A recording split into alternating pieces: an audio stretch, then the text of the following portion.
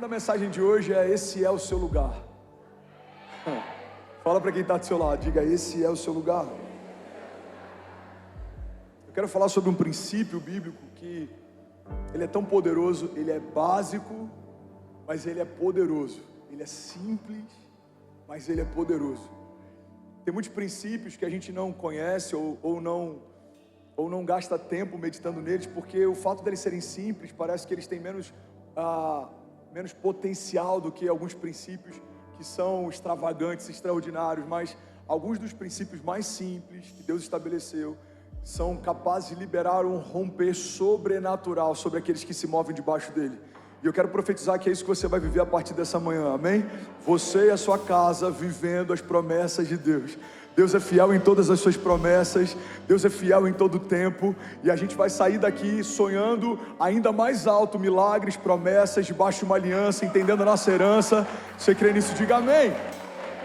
Salmos 92, 13 diz assim: o justo florescerá como a palmeira, e crescerá como o cedro do Líbano. Os que estão plantados na casa do Senhor florescerão nos átrios do nosso Deus. Na velhice ainda darão frutos, serão viçosos e vigorosos. Alguém pode dizer glória a Deus por isso? Na versão A Mensagem, Salmos 92, 13 diz assim: os bons prosperarão como palmeiras, crescerão como os cedros do Líbano, transplantados para o quintal do Eterno. Crescerão na presença de Deus, flexíveis e verdejantes, e viris ainda na velhice. Alguém pode dizer glória a Deus por isso? Sabe, primeira chave que eu quero compartilhar com você está nesse texto, está em Salmos 92, 13. Eu quero que você depois medite nesse texto. Em cada versão ou em cada tradução que a gente lê, você tem a percepção de alguns pontos sensíveis nesse texto. Primeira coisa que me chama a atenção nessa primeira versão que a gente leu é que a Bíblia diz que os que estão plantados na casa do Senhor florescerão nos átrios do nosso Deus. Mas na versão A Mensagem diz assim: transplantados para o quintal do Eterno, crescerão na presença de Deus. Primeira coisa que eu quero compartilhar com você, irmão, é que não há nenhum lugar que um homem de Deus possa prosperar que não seja no próprio Deus. Todo lugar fora de Deus é um lugar perigoso. Por quê? Porque não é para esse lugar que você foi chamado para estar. Eu não estou falando de estar dentro de uma igreja, eu não estou falando de você acampar ou trazer as suas malas para querer morar dentro de um auditório. Eu não estou falando sobre a presença de Deus que se move num campus. O que eu quero compartilhar com você é que o lugar mais seguro que você pode estar é plantado em Deus. Alguém está comigo? Diga amém. Então, o primeiro princípio que eu quero compartilhar é que tudo que foi criado se torna dependente da sua fonte de vida. Tudo que Deus criou, Ele não só criou, mas Ele estabeleceu um vínculo de dependência. Tudo que Deus criou, Ele não só criou, mas Ele estabeleceu um vínculo de dependência. Então você só prospera no lugar onde você foi gerado em Deus. Você só floresce no lugar onde você foi gerado em Deus. Você só cresce no lugar onde você foi gerado em Deus. É por isso que eu falei ainda há pouco, durante as nossas ofertas, uma semente espiritual gera frutos espirituais. Um posicionamento em fé vai gerar milagres. Por quê? Porque você não está militando com armas naturais, você está militando com armas espirituais. Quando a gente entende a força de um clamor, quando a gente entende a força do louvor e da adoração, a gente entende que não é sobre música mais, não é sobre ritmo, é sobre usarmos a nossa adoração como armas de ataque, como armas de defesa. Então, para quem não sabe, a força que a adoração tem é só música, é uma boa letra, é um bom ritmo, e às vezes, vamos ser sinceros, nem é tão bom assim, mas é só música, é só emoção, é só sentimento.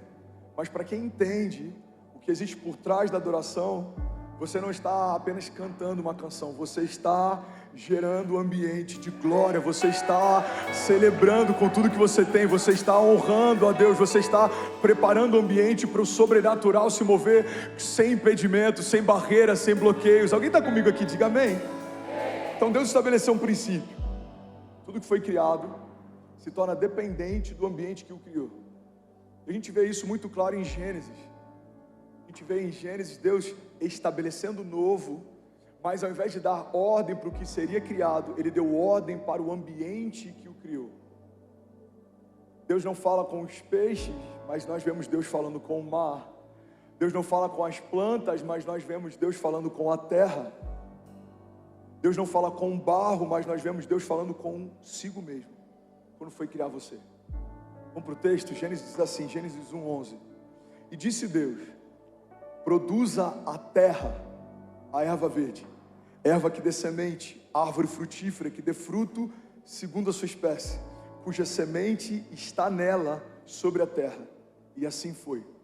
E a terra produziu erva. Quem produziu erva? E a terra produziu erva, erva dando semente conforme a sua espécie, e a árvore frutífera cuja semente está nela, conforme a sua espécie. Deixa eu só abrir um parênteses, porque a Bíblia ressalta em 2 versículos esse princípio em relação ao fruto, e eu queria falar um pouco sobre isso. O que diferencia um fruto de um legume ou de uma verdura, por exemplo? Alguém sabe? Por que um fruto é considerado fruto? Todo fruto é considerado fruto porque carrega dentro de si as suas sementes. É por isso que o tomate, por exemplo, por mais que a gente muitas vezes trate como legume, o tomate é um fruto. Por quê? Porque as sementes dele estão dentro de si. Você pode pensar em qualquer fruto, da goiaba ao abacate. Você pode pensar até inclusive a banana. Você consegue ver aqueles pontinhos pretos, são as sementes que estão dentro da fruta. Então existe um princípio sobre o fruto. O fruto carrega sementes dentro de si. E é por isso que não dá para você esperar colher algo diferente daquilo que você tem semeado. Deus colocou em você sementes de milagres. Deus depositou em você sementes de fé. Aleluia! Então você carrega algo precioso, poderoso. Deus depositou em você as sementes que vão liberar uma colheita sobrenatural ao longo da tua jornada. Todo romper, todo milagre, todo transbordo, tudo isso já foi depositado em você. Irmão, guarda isso. Eu já falei sobre isso em alguma outra mensagem, mas eu quero lembrar para alguém aqui.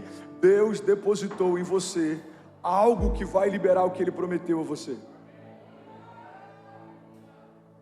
Deus já depositou em você algo que vai liberar o que Ele prometeu a você.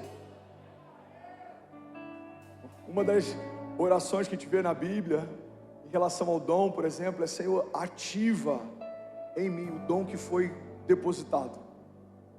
O dom já foi colocado, já existe uma porção de Deus sobre você, existem promessas de Deus sobre você, existe um desígnio de Deus sobre você. O que você precisa fazer? Você precisa colocar para fora o que Deus já colocou dentro, e você vai colher numa medida 30, 60, 100 vezes maior do que tudo que foi semeado. Alguém está comigo ainda? Diga amém. Então vamos voltar aqui, Gênesis 1:12, diz assim: a terra produziu erva, dando semente conforme a sua espécie, e a árvore frutífera, cuja semente está nela, conforme a sua espécie. E Deus viu que era bom, e foi a tarde e a manhã do terceiro dia. Gênesis 1:20, vamos pular um pouco. Versículo 20 diz assim: disse também Deus: encham-se as águas de seres vivos, e voem as aves sobre a terra e sobre o firmamento do céu. Assim Deus criou os grandes animais aquáticos e os demais seres vivos que povoam as águas, de acordo com as suas espécies, e todas as aves de acordo com as suas espécies. E Deus viu que era bom.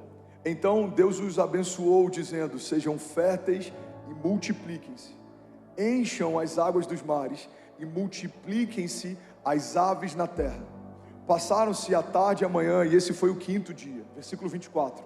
E disse Deus: produza a terra seres vivos de acordo com a sua espécie, rebanhos domésticos, animais selvagens e os demais seres vivos da terra, cada um de acordo com a sua espécie. E assim foi. Versículo 25. Deus fez os animais selvagens de acordo com as suas espécies, os rebanhos domésticos de acordo com as suas espécies, os demais seres vivos da terra de acordo com as suas espécies. E Deus viu que era bom. Versículo 26. Aqui tem uma chave poderosa. Então disse Deus: façamos o homem à nossa imagem, conforme a nossa semelhança. Domine ele sobre os peixes do mar, sobre as aves do céu, sobre os grandes animais de toda a terra e sobre todos os pequenos animais que se movem rente ao chão. Criou Deus o homem à sua imagem, a imagem de Deus o criou, homem e mulher os criou. Alguém pode dizer glória a Deus por isso? Não, se for para Jesus, você pode fazer melhor. Aleluia, aleluia. Irmão, pega isso aqui, porque isso é uma chave poderosa. Deus dá uma ordem para o mar, para que o mar estabeleça todo tipo de espécie que vai conviver nele. Deus dá uma ordem para a terra, que a terra gere todo tipo de erva e árvore frutífera que vai conviver nela. Deus dá uma ordem para que da terra sejam criados todos os seres viventes que vão se movimentar nela. Deus, Ele fala consigo mesmo, com Ele, com o seu Filho e com o Espírito Santo. Alguns vão dizer, pastor, mas o Filho de Deus só veio na nova aliança. Não, o Filho de Deus está desde o princípio. João diz que no princípio Ele era o Verbo estava com Deus, o Verbo era Deus, e foi através dele que tudo que foi feito se fez. No primeiro dia, quando Deus diz, haja luz, e houve luz, a Bíblia não diz que houve separação entre dia e noite. A Bíblia diz que no princípio, quando Deus diz, haja luz, houve separação entre luz e trevas. A luz do primeiro dia não é a luz do sol, o sol só foi criado dias depois. A luz do primeiro dia é Jesus, a luz dos homens. E é por isso que dias depois, quando Ele estabelece o sol, a lua e as estrelas, aí há uma separação entre dia e noite. O primeiro dia não é sobre os raios solares, o primeiro dia é sobre Jesus fazendo parte de toda a criação junto com seu Pai. É por isso que no primeiro dia Ele diz, filho, haja, manifeste-se, revele-se. E aí quando Ele vai criar o homem no sexto dia, Ele diz, façamos. O Espírito já pairava sobre a face das águas desde o princípio. O Filho foi revelado desde o primeiro momento. E então o Pai, o Filho e o Espírito Santo juntos fizeram você. Alguém está comigo aqui? Diga amém. Então pega isso aqui, irmão. Ele diz, façamos o homem segundo a nossa imagem e semelhança. Onde você foi feito? Você foi feito em Deus. Você foi feito em meio ambiente de presença. Você foi feito envolvido pelo Espírito Santo. Você foi feito imagem e semelhança do Filho de Deus. Pastor, eu ainda não peguei essa chave. Eu vou deixar ainda mais claro. Se você tira uma árvore da terra, por mais que as folhas permaneçam verdes por um tempo, não tem mais como frutificar. É impossível florescer quando você é removido do lugar que gerou vida para você. Se você tira um peixe da água, é impossível ele permanecer. Por quê? Porque o ambiente que gerou o peixe é a fonte de vida que estabeleceu dependência com ele. Alguns vão dizer, pastor, mas tem muita gente que não nasceu de novo em Deus e continua vivo. Sim, mas existem dois tipos de morte: morte natural e a morte espiritual. Fomos feitos segundo o pó da terra. Então, se você não crê em Deus, você continua como um homem natural, se movendo sobre a terra. Mas passamos a viver depois que recebemos o sopro de vida. Se você é um homem espiritual, é impossível você se manter vivo espiritualmente se não estiver plantado no lugar da presença de Deus. Então, irmão, guarda isso aqui em nome de Jesus. Alguém está recebendo algo de Deus? Diga amém. Levante suas mãos, declare isso com autoridade. Diga, tudo que foi criado se tornou dependente da sua fonte de vida. Diga, peixes foram criados pelo mar, dependem dele para viver. Diga, árvores foram geradas pela terra, dependem dela para viver. Diga, eu fui gerado em Deus e eu dependo dele para permanecer de pé. Se você pegou isso, irmão, será que você pode celebrar Jesus no seu lugar? Não, de verdade, será que alguém pode, pelo amor de Deus, fazer barulho? Aleluia! Aleluia! Aleluia! Vamos lá, vamos começar. Primeiro princípio básico para a gente entender tudo que Deus vai falar aqui. Você foi plantado em um ambiente, e esse ambiente define o seu tamanho. Produção, traz para mim aquele bonsai, por favor. Gente, eu juro que eu tentei comprar o bonsai mais bonito de São Paulo, mas esse foi o melhor que a gente achou, ok? A gente fez o nosso melhor. Carlinho passou o final de semana todo procurando. Eu sei, não é um bonsai, tipo do mestre Miyagi. Mas vai servir para a gente entender a ilustração, amém, gente? Que a gente está em São Paulo, né? Aqui tem um bairro da Liberdade. Falei, gente, eu preciso de um bonsai, mas eu quero aquele bonsai. Aí chegou isso aqui, eu falei... Falei, se a gente pegasse um cotoco de árvore e fincasse aqui, ninguém ia saber, ia dar no mesmo. Mas isso aqui é um bonsai, amém, gente? Isso aqui é um bonsai de uma árvore frutífera. Se chama gabiroba. Quantos aqui conhecem a gabiroba? Ok, é boa essa fruta? É boa? Eu fui apresentado hoje. Bom dia, gabiroba, tudo bem? Não tinha nem fruto pequenininho. Tinha um pé de romã que tinha um fruto pequenininho, mas eu falei, não, vamos na gabiroba, eu sinto que tem algo de Deus aqui nela, vai dar certo. Vocês estão felizes ainda? Diga amém. O que é um bonsai? Bonsai é uma árvore normal, que se tornou limitada no seu crescimento, por conta do lugar onde foi plantado. Então, existe um limite para o crescimento desse bonsai. Mas a mesma semente que gerou ele, se for colocado no ambiente certo, vai gerar uma árvore que tem até 20 metros de altura. Vou falar de novo, alguém vai pegar aqui do lado esquerdo. Deixa eu ver se tem algum incendiário aqui do lado esquerdo. A mesma semente, em um ambiente diferente, estabelece estaturas diferentes. A mesma semente, num ambiente diferente, estabelece tamanho de frutos diferentes. Deixa eu vir para o lado direito, deixa eu ver se tem algum incendiário aqui. Alguém está comigo? A mesma semente, num ambiente diferente, estabelece uma colheita diferente.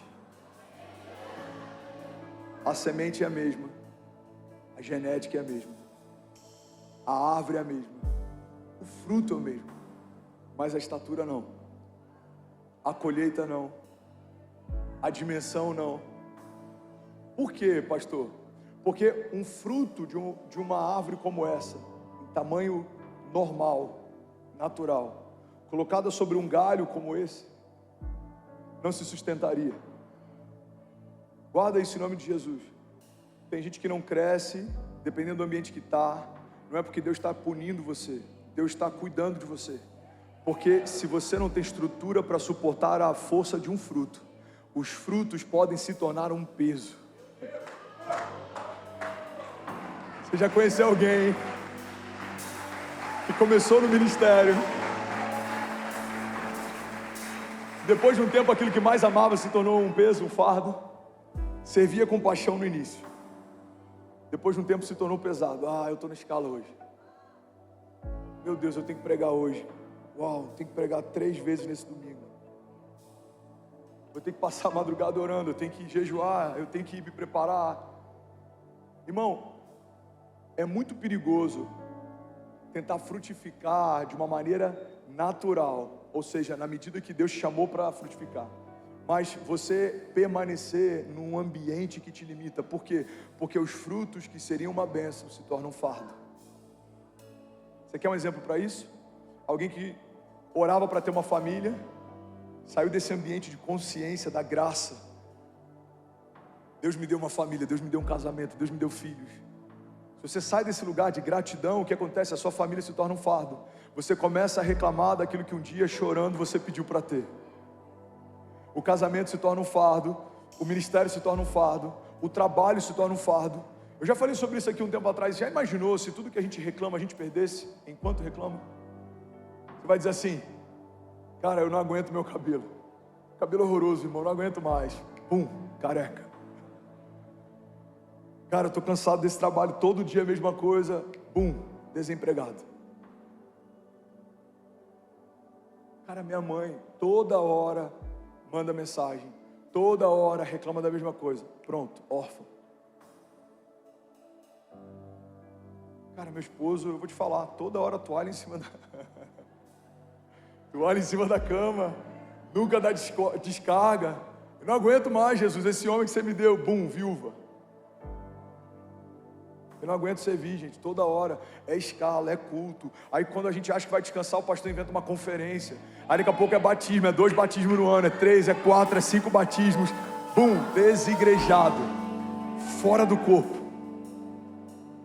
Não reclame daquilo que um dia chorando você pediu para ter. Você está comigo? Diga amém.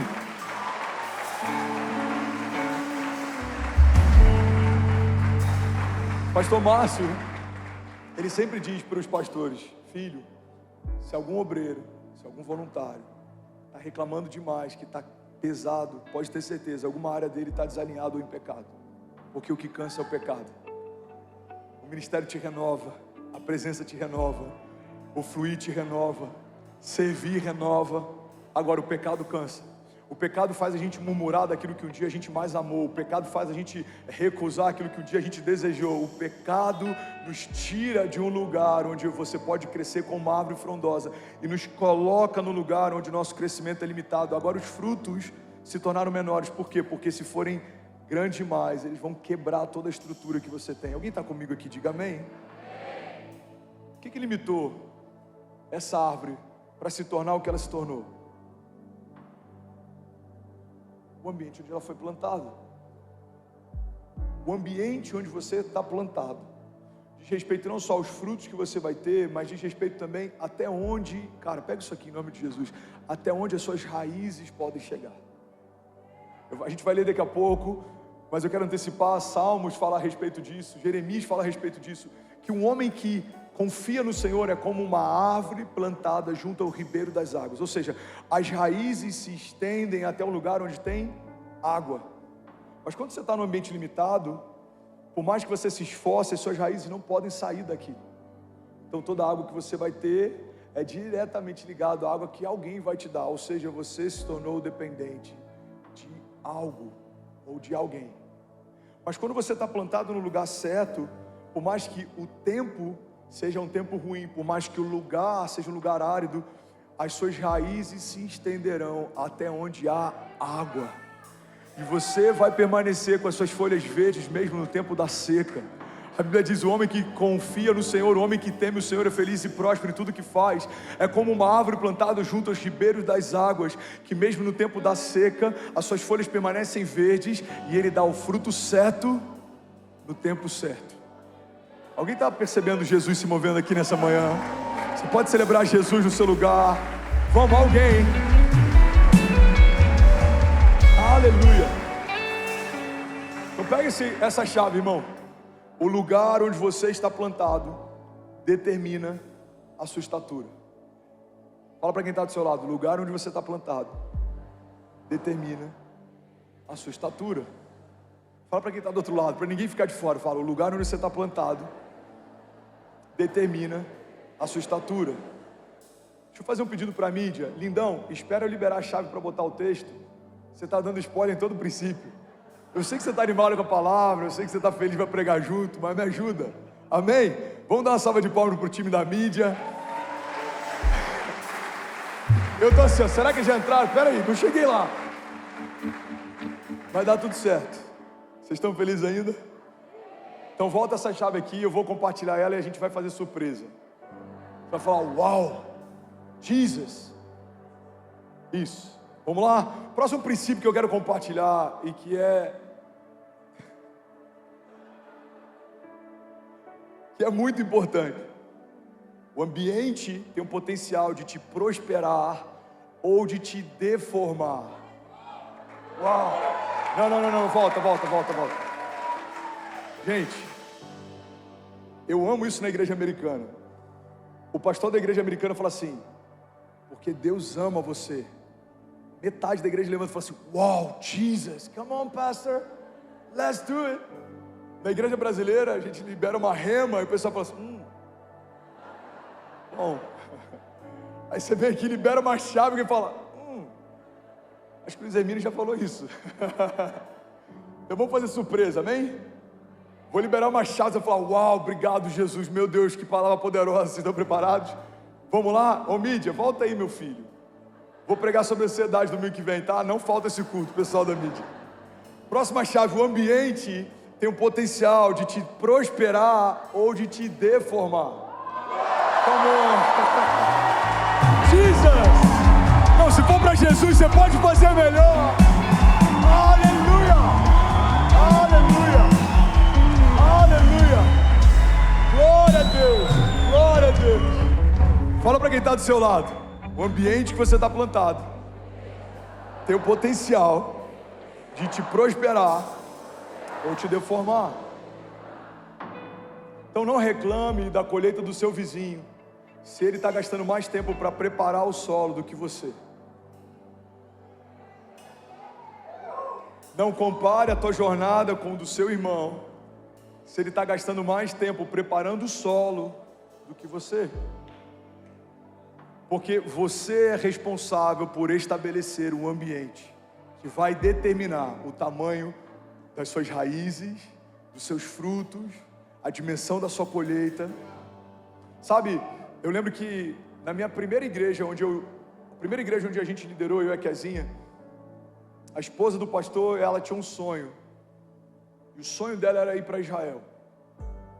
E aí um dia a gente estava num encontro na casa dos pastores e conversando, e ela falou: meu sonho é ir para Israel, meu sonho é ir para Israel. E aí em algum momento eu falei: deixa eu perguntar para a pastora se ela tem passaporte. Eu falei: pastora, você tem passaporte?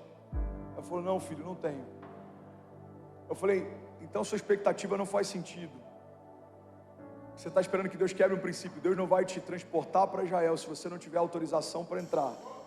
Então compra o passaporte, faz o passaporte, que a partir do passaporte algo vai acontecer. Você recebe isso? Ela falou: amém, eu recebo. Sabe o que aconteceu?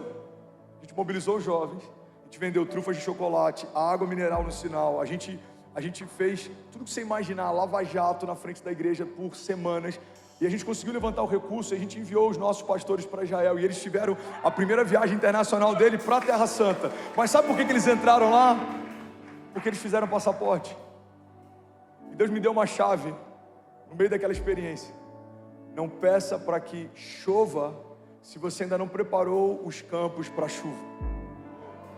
Tem chuvas que Deus ainda não enviou, irmão, porque o seu campo não está preparado para recebê-las. Numa semeadura, se você prepara o campo, arou o campo, se você preparou uma boa semente, a chuva é um presente, mas se você não está preparado, a chuva pode se tornar uma desgraça. Tem muita gente clamando para que Deus derrame chuvas, mas Deus está dizendo: eu estou esperando você preparar os campos. Alguém pega isso aqui em nome de Jesus. Você precisa se preparar para receber, você precisa se preparar, porque a minha medida é inesgotável, nunca acaba, não para, mas o teu posicionamento define os seus limites. Se você tem se preparado para liderar um ministério, eu vou te confiar um ministério. Se você tem se preparado para liderar uma cidade, eu vou te confiar uma cidade. Se você tem se preparado para liderar uma nação, eu posso te confiar uma nação. A Bíblia diz, irmão, pega isso aqui: pede-me e eu te darei as nações por herança e os confins da terra como a tua propriedade. Alguém pode dizer glória a Deus por isso? Mas por que tem muita gente que não rompe, pastor? Tem muita gente que não rompe porque só se move no natural. Tem muita gente que não rompe porque só se move no natural. Eu preciso fazer contas. Se as contas disserem que dá para ir, eu vou. Se as contas disserem que não faz sentido, eu fico. Eu vou pedir opiniões. Se as opiniões me derem uma motivação, eu vou. Se as opiniões abaterem o meu coração, eu fico. O problema, irmão, da gente caminhar debaixo de promessas sobrenaturais é que a medida aumenta, a régua é outra. Deus não te chamou para caminhar como um homem natural, porque você deixou de ser natural quando confessou Jesus como Senhor e Salvador da sua vida. Nós morremos para a velha vida e nós nascemos para o novo de Deus. Você foi justificado pelo sangue de Jesus, você foi lavado pelo sangue de Jesus, você se tornou uma nova criatura, você foi estabelecido a partir de uma nova natureza. Então uma nova natureza se alimenta de novos alimentos. Você recebeu novas vestes, você recebeu uma nova mentalidade. A Bíblia diz: transformai-vos pela renovação do vosso entendimento, para que possam experimentar qual é a boa, agradável e perfeita vontade de Deus. Bill Johnson diz que a nossa mente é um ótimo servo, mas é um péssimo senhor. Para quem quer caminhar pela fé, a mente se torna um problema se ela não estiver sujeita ao Espírito. Alguém pega isso aqui comigo em nome de Jesus. Para quem quer caminhar ao lado de um Deus de milagres, se a sua mente não estiver sujeita ao seu Espírito, você não vai se mover por aquilo que crê, você vai se mover por aquilo que vê. A mente não pode assumir um papel de governo na construção da história de um homem de Deus. Por quê? Porque a mente, ela vai discernir aquilo que o Espírito falou. Paulo diz, quando nós oramos no Espírito, essa oração é infrutífera para a nossa mente, mas ele edifica o nosso espírito. É como o Espírito de Deus falando ao nosso espírito a respeito das coisas de Deus. Então, o Espírito de Deus está conectado ao nosso espírito, nos dando impressões. Sabe quando se fala, eu tenho uma impressão no meu espírito? O que é uma impressão? Uma impressão é quando o seu espírito está dizendo para você, não vá, não faça, não entre, não compre. Ou então ele está dizendo, avance, sou eu quem abri essa porta, é de Deus, faça, se mova, não tenha medo. Um homem espiritual precisa se mover segundo impressões espirituais. Pastor, mas a Bíblia diz que numa multidão de conselhos há sabedoria. Sim, mas você precisa acessar uma multidão de conselhos de homens espirituais. Homens que acessam os céus, homens que ouvem os céus, te darão um conselho dos céus. Homens que são naturais, te darão conselhos naturais. Você quer um exemplo de um conselho natural que pode roubar, abortar um destino profético? Pedro e Jesus. Jesus fala, olha, eu vou ser entregue nos próximos dias, eu vou ser vendido, vou ser crucificado. Pedro fala, não, Senhor, de forma alguma, nós não vamos permitir que isso aconteça. Isso é um bom conselho, mas é um conselho natural. O conselho de Pedro está dizendo para Jesus, a gente não vai permitir que você seja vendido e morto. Mas esse era o plano de Deus. A cruz não foi um engano, a cruz foi o propósito. A cruz não aconteceu por acaso, Jesus veio para ser crucificado. A palavra já dizia, maldito é todo aquele colocado sobre o madeiro. A maldição da criação veio sobre Jesus naquele lugar, e a bênção de Deus veio sobre a criação a partir daquele dia. Então o que Pedro está dizendo, naturalmente nós pouparemos você, guardaremos você, cobriremos você. Mas o que Pedro está dizendo, segundo o entendimento espiritual, nós impediremos o plano da redenção de se manifestar. E é por isso que Jesus é tão duro. Jesus responde ele dizendo, para trás de mim, Satanás. Esse é um conselho bom, mas não é um conselho de Deus. Pega isso aqui. Esse é um conselho que me poupa, mas nem sempre me poupar significa me levar para o lugar que Deus quer me levar.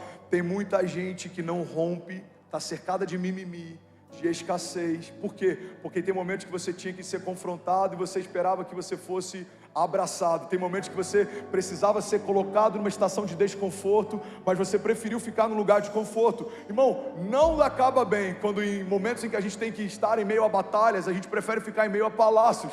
A Bíblia diz que era primavera, tempo em que os reis iam para a guerra. Davi preferiu ficar no palácio. E porque numa estação de guerra ele preferiu o conforto, ele abriu uma brecha que manchou para sempre o seu legado, a sua história e a sua família.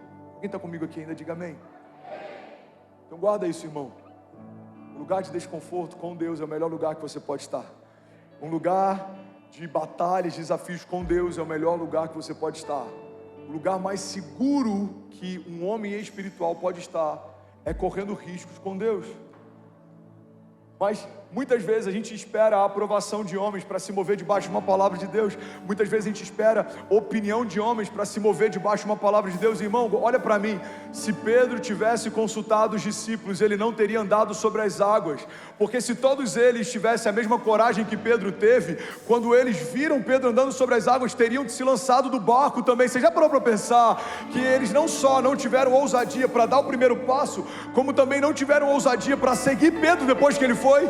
Mas a Bíblia diz que depois que Jesus ele morre, Pedro nega Jesus 3 vezes, ele então está mal, abatido, e ele volta a fazer o que fazia. Ele fala: eu vou voltar a pescar. E a Bíblia diz que os discípulos seguem ele. Irmão, guarda isso: nem todo mundo vai ter ousadia para seguir você debaixo de um caminho de milagres sobre as águas, mas tem muita gente que vai seguir você para qualquer lugar natural. Então não ache que estar caminhando ao lado de muitas pessoas significa estar caminhando debaixo de uma palavra de Deus, porque no ministério de Jesus, o momento do ápice do seu ministério aconteceu no momento de a sua menor popularidade. Os discípulos dispersaram, a multidão foi embora, Pilatos lavou a mão, Pedro negou a ele, mas naquele dia o sangue de Jesus trouxe redenção à criação. Alguém pode dizer glória a Deus por isso? Aleluia, aleluia, Jesus, aleluia. Não é sobre prosperidade, não é sobre quantidade, não é sobre bom conselho natural, é sobre caminharmos debaixo de uma dinâmica sobrenatural. Tem muita gente que não rompe, porque só se move no natural. Para que você foi chamado? Você foi chamado para crer no inacreditável, para ver o invisível. André, eu não estou vendo nada do que você falou. Pois é invisível aos olhos naturais, mas você precisa discernir pelo Espírito. Deus disse: o epicentro de uma onda de avivamento que vai tocar a nação. Alguns falavam: mas é só um auditório, são 1000 metros quadrados, são 600 pessoas, é só mais uma igreja, é só mais um culto. Não. Pelos olhos da fé eu creio, existe algo sobrenatural acontecendo. Eu recebi de 2 ou 3 homens de Deus em momentos diferentes essa palavra, que a gente viveria no Brasil, o epicentro de um avivamento. Você sabe o que é um epicentro? O epicentro de um maremoto é a gênese, o início desse fenômeno que acontece num lugar onde ninguém vê, debaixo das águas. O epicentro de uma grande onda começa a se formar. Guarda isso, irmão. Eu preguei esses dias sobre homens de governo, e eu falei que governa quem ouve os céus. José governou no tempo da seca porque ouviu os céus no tempo da fartura. Daniel era mais sábio do que todos os sábios da Babilônia.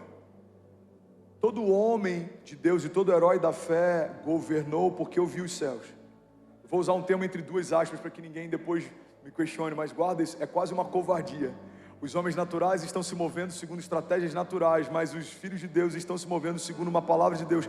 Aquele que passeia na eternidade, aquele que fez os céus e a terra, aquele que está no seu futuro esperando você chegar, está liberando para você palavras, e eu vou botar entre aspas, dicas. Ele está dizendo: não vai por aí, não entre nisso, não faça isso, faça, compre, venda, conecte, não conecte, se aliancie, não se aliancie. A palavra de Deus diz em Eclesiastes 3: há um tempo determinado para todo o propósito debaixo dos céus. Então quem ouve os céus governa. Por quê? Porque discerne as estações. A palavra de Deus diz que o sábio discerne o tempo e o modo de todas as coisas. Igreja, guarda isso aqui em nome de Jesus. Quem discerne estações evita frustrações.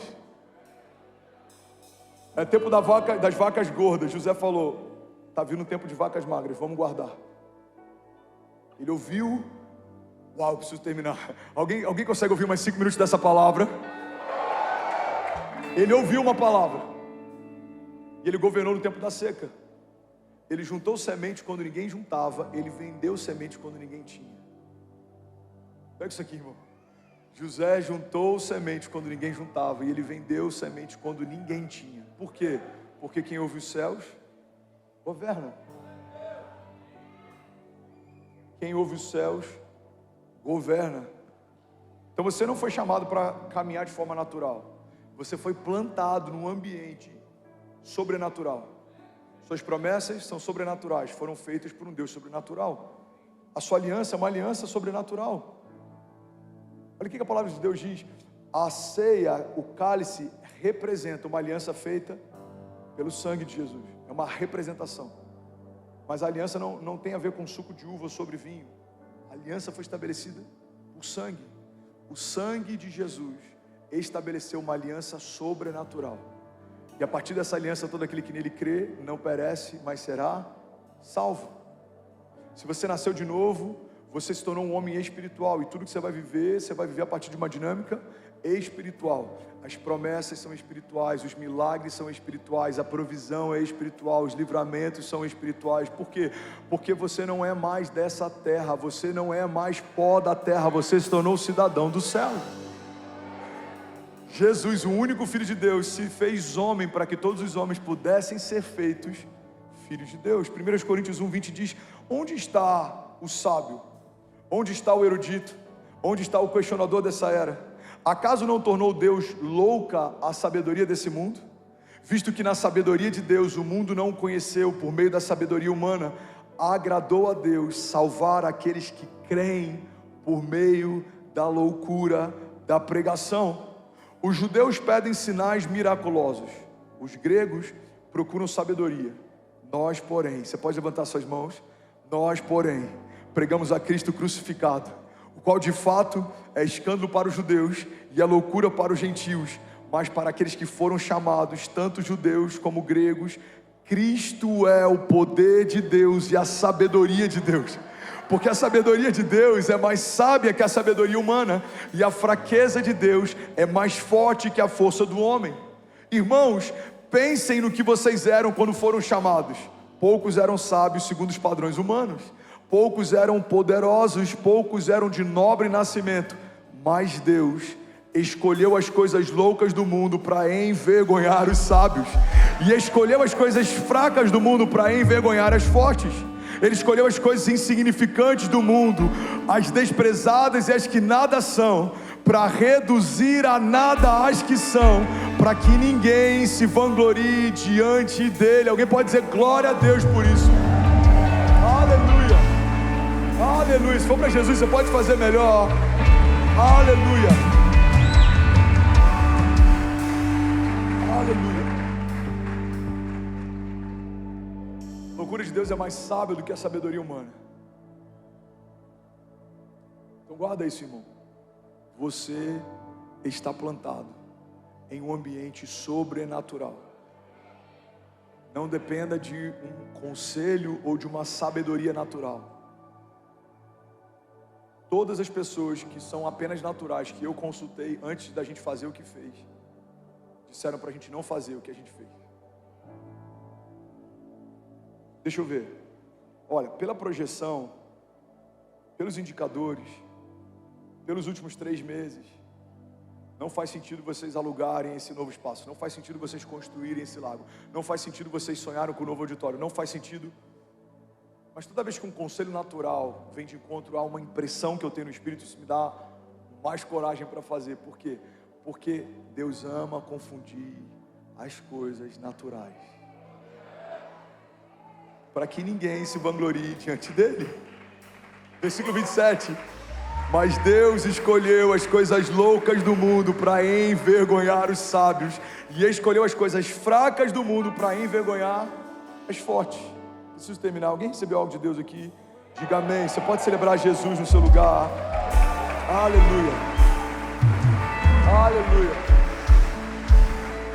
aleluia. Eu vou pregar essa mensagem no próximo culto e nas 17 horas. Se você lembrar de alguém que precisa ouvir isso, por favor, faça vir para a igreja.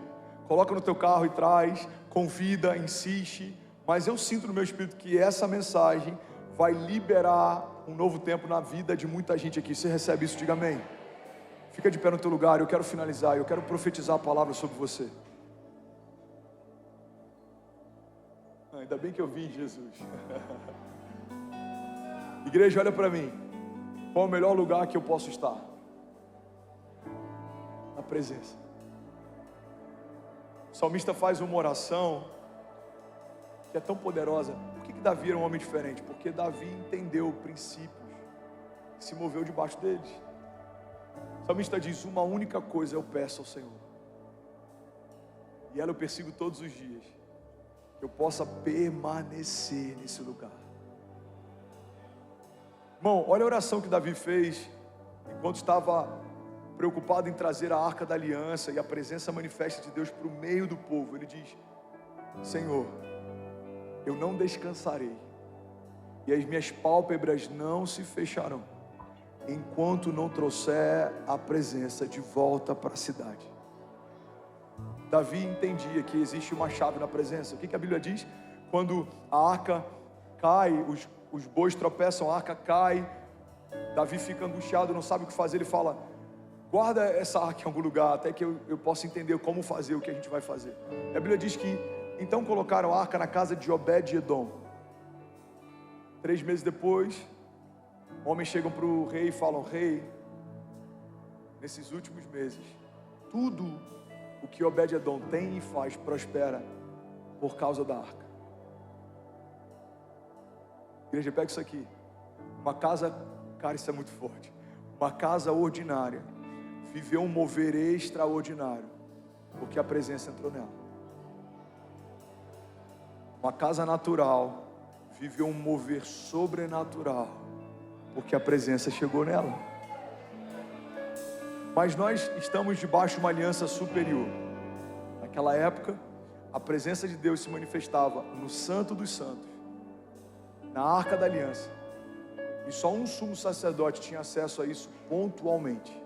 Pega isso aqui. O sumo sacerdote colocava as roupas sacerdotais e tinha na sua cintura uma espécie de uma corda com vários sinos, e essa corda ela era esticada e ficava do lado de fora com outros sacerdotes segurando. Se o sumo sacerdote entrasse na presença, onde a presença manifesta de Deus se movia, e ele não estivesse em santidade, ele era fulminado pela santidade de Deus. Pega isso aqui, irmão. Na antiga aliança, o poder da presença de Deus matava aqueles que não estavam debaixo de santidade em Deus. Então o sumo sacerdote se preparava, se limpava, se purificava, acessava pontualmente. A presença manifesta de Deus vinha sobre a Arca da Aliança. E se ele fosse fulminado, os sinos paravam de tocar. Então quem estava do lado de fora sabia: o sumo sacerdote foi fulminado. Eles arrastavam para fora, e o novo sumo sacerdote acessava aquele ambiente. Estamos debaixo de uma aliança superior. Hoje, para você ter acesso à presença, você não é escolhido a dedo. Não precisa ser um sumo sacerdote, viajar até um lugar distante e acessar o ato onde a presença de Deus está, não. Se você confessar Jesus como seu único e suficiente Salvador, você foi escolhido em Deus, separado por Deus, você nasceu de novo, e por isso você pode entrar com confiança na sala do trono de Deus, entendendo que pelas pisaduras dele você foi sarado, que pelo sangue dele você foi justificado, que pelo sacrifício de Jesus você foi comprado. Você não é mais escravo, agora você é filho. Você não é mais cativo, agora você é livre. Você não está mais perdido, você foi encontrado. A Bíblia diz: não foram vocês quem me escolheram, mas eu escolhi a vocês. Vocês amam porque eu amei primeiro. Deus está dizendo: eu sonhei com você, eu escolhi você, eu preparei você, eu desejei você, eu desenhei você. E quando você se perdeu, filho, eu resgatei você. Eu paguei o preço que era necessário e eu te trouxe de volta para esse lugar. Alguém está comigo aqui? Diga amém. Aleluia. Então pega isso aqui, igreja. O salmista está dizendo: é nesse lugar que eu quero permanecer todos os dias da minha vida. Estava debaixo de uma antiga aliança. Nós estamos debaixo de uma aliança superior, ou seja, a presença não é mais um lugar de visitação. Vou falar isso de novo. Quem está pegando isso aqui, diga amém. A presença não é mais um lugar de visitação. A presença se tornou um lugar de habitação. Você não vai visitar, você vai habitar. Você não vai de vez em quando acessar a presença, não. Você foi chamado para habitar na presença. Você recebe isso? Jeremias 17:7. É nesse lugar que você foi plantado. Fomos plantados no lugar da presença, porque fomos gerados nela. Lembra da primeira passagem que a gente leu aqui? Gênesis. Façamos o homem segundo a nossa imagem e semelhança. Você foi criado em Deus. Você só prospera em Deus. Você foi gerado em Deus, você só frutifica em Deus. Você foi gerado em Deus, a sua vida só tem sentido em Deus.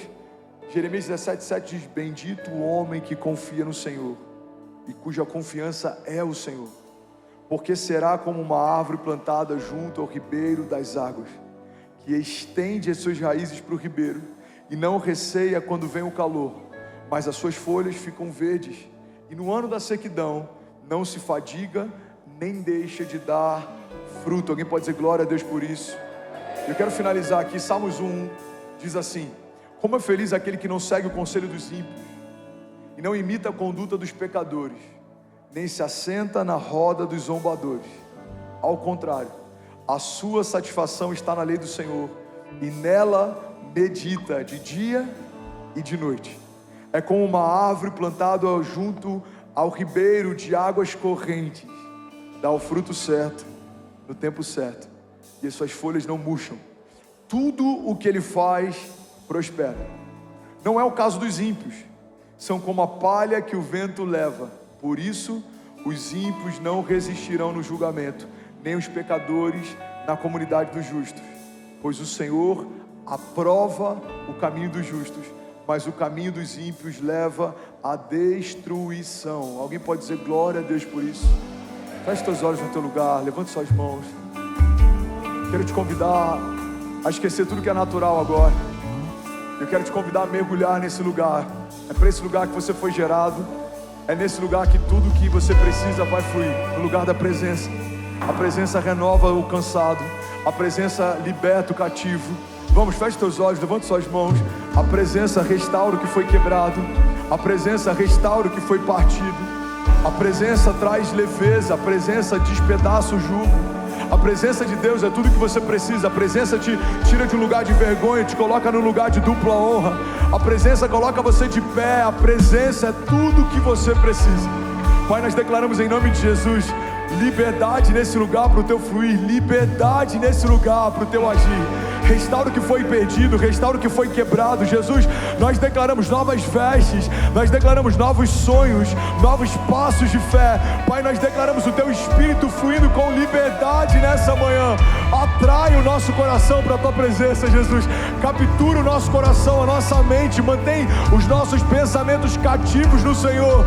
Nós declaramos, nós e a nossa casa serviremos ao Senhor todos os dias. Nós pertencemos ao Senhor, nós te amamos, nós te desejamos, nós dependemos do Senhor para tudo. Uma palavra tua e a nossa história é transformada. Uma palavra tua e os céus se movem. Uma palavra tua e a terra para de rotacionar. Uma palavra tua e mortos ressuscitam, milagres acontecem.